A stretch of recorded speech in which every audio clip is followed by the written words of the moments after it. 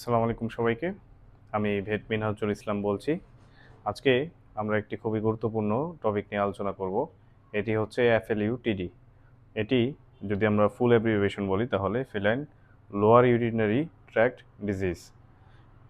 আমাদের যেই পারিপার্শ্বিক বিড়ালগুলো রয়েছে, ঘরের এবং বাইরের বিড়াল, উভয় বিড়ালেই কিন্তু এই রোগটি খুব কমনলি দেখা যায়। বিশেষ করে ঘরের বিড়ালে এই রোগটি খুবই বেশি দেখা যায়।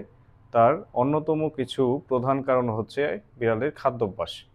খাদ্যাভ্যাসের উপর ডিপেন্ড করে বিড়ালের বিভিন্ন ধরনের শারীরিক পরিবর্তন হয়। তার মধ্যে অন্যতম একটি পরিবর্তন হচ্ছে তার ইউরিনের কনসেন্ট্রেশন। অর্থাৎ আমাদের বডির যে ইউরিন রয়েছে, অর্থাৎ প্রস্রাব রয়েছে, সেই প্রস্রাবগুলো হচ্ছে বিভিন্ন ধরনের টক্সিক ম্যাটেরিয়াল বডির বাইরে ডিসচার্জ করে। অর্থাৎ টক্সিক ম্যাটেরিয়ালগুলো বডির বাইরে প্রস্রাবের মাধ্যমেই এক্সক্রিশন হয় বা বের হয়ে যায়। কিন্তু যদি বিভিন্ন ধরনের মিনারেলস খাদ্যের মধ্যে অতিরিক্ত পরিমাণ থাকে, সেই মিনারেলসগুলোর মধ্যে অন্যতম দুইটি প্রধান মিনারেলস হচ্ছে ক্যালসিয়াম এবং ফসফরাস। এই ক্যালসিয়াম এবং ফসফরাসের উপর ভিত্তি করেই মূলত নির্ধারিত হয় যে একটি বিড়াল ভবিষ্যতে ফেলাইন লোয়ার ইউরিনারি ট্র্যাক্ট ডিজিজে আক্রান্ত হবে কিনা। তো আমরা যদি একটু বিস্তারিত বলতে চাই তাহলে বলতে হবে যে ক্যালসিয়াম এবং ফসফরাসের একটি নির্ধারিত অ্যামাউন্টে বিড়ালের বডিতে অ্যাবজর্ব হতে পারে।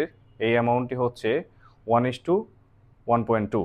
অর্থাৎ ক্যালসিয়াম প্রতি 100 গ্রামের মধ্যে 1 গ্রাম যদি খাবারের মধ্যে থাকে, তার বিপরীতে 1 গ্রাম পরিমাণ ফসফরাস বডিতে অ্যাবজর্ব করার প্রয়োজন হবে যদি খাবারটি ঠিকভাবে হচ্ছে বডিতে মেনটেন করার প্রয়োজন পড়ে। অর্থাৎ বডির যে মেনটেন্যান্স এনার্জি বা হচ্ছে বডির যে রিকোয়ারমেন্ট সেটি হচ্ছে 1:1.2।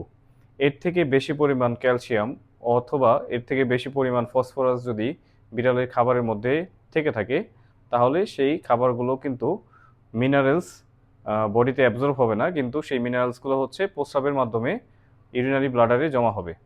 যখনই দেখা যায় যে ইউরিনারি ব্লাডারের মধ্যে অতিরিক্ত মিনারেলস অর্থাৎ ক্যালসিয়াম এবং ফসফরাসের আধিক্য দেখা যায়, সেই ক্ষেত্রে হয়তো ক্যালসিয়াম অক্সালেটের স্টোন অথবা ম্যাগনেসিয়াম অ্যালুমিনিয়াম ফসফেট রূপে স্ট্রিবিট টাইপ স্টোন তৈরি হতে পারে।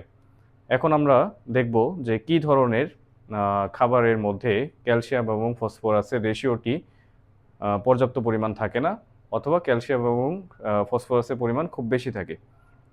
এই খাবারগুলো হচ্ছে বিভিন্ন ধরনের ফিশ, অর্থাৎ আমরা যেই চাপিলা, ইলিশ, সুরমা, ঝাটকা অথবা হচ্ছে তেলাপিয়া, এই টাইপের যেই ফিশগুলো রয়েছে, এদের মধ্যে আমরা যদি শুধু ফিশি ডায়েট দিই, অর্থাৎ হাড় ছাড়া মাছ দিয়ে থাকি, তাহলে যেটি হবে সেটি হচ্ছে এই মাছগুলোর মধ্যে নর্মালি 1:15 এই রেশিওর আশেপাশে হচ্ছে ক্যালসিয়াম এবং ফসফরাস থাকে। অর্থাৎ প্রতি 100 গ্রামের মধ্যে 1 গ্রাম ক্যালসিয়াম এবং 15 গ্রাম হচ্ছে ফসফরাস থাকবে। তো এই অতিরিক্ত যে ফসফরাস রয়েছে সেই ফসফরাসগুলো দেখা যায় যে ইউরিনের মধ্যে বেশি পরিমাণে কনসেন্ট্রেশন তৈরি করে। অর্থাৎ এইগুলো হচ্ছে ম্যাগনেসিয়াম এবং অ্যালুমিনিয়ামের সাথে মিক্স হয়ে বিভিন্ন ধরনের মাইক্রোক্রিস্টাল তৈরি করে, যেটি হচ্ছে ছেলে বিড়ালের ক্ষেত্রে দেখা যায় যে এই ক্যালসিয়াম এবং হচ্ছে ফসফরাসের যে স্টোনগুলো সেগুলো হচ্ছে ইউরেথ্রা ব্লক করে দিতে পারে। তো এর কারণে দেখা যায় যে প্রস্রাবের নালী অতিরিক্ত ঘন প্রস্রাবের কারণে ব্লক হয়ে যেতে পারে। তো এই প্রবলেমটি যেন না হয়, অবশ্যই আমাদের খাবার চেঞ্জ করা লাগবে এবং খাবারের মধ্যে পর্যাপ্ত পরিমাণ ক্যালসিয়াম এবং ফসফরাসের রেশিও মেনটেন করা লাগবে যেন FLUTD না হয়। ধন্যবাদ সবাইকে আজকে ভিডিওটি দেখার জন্য।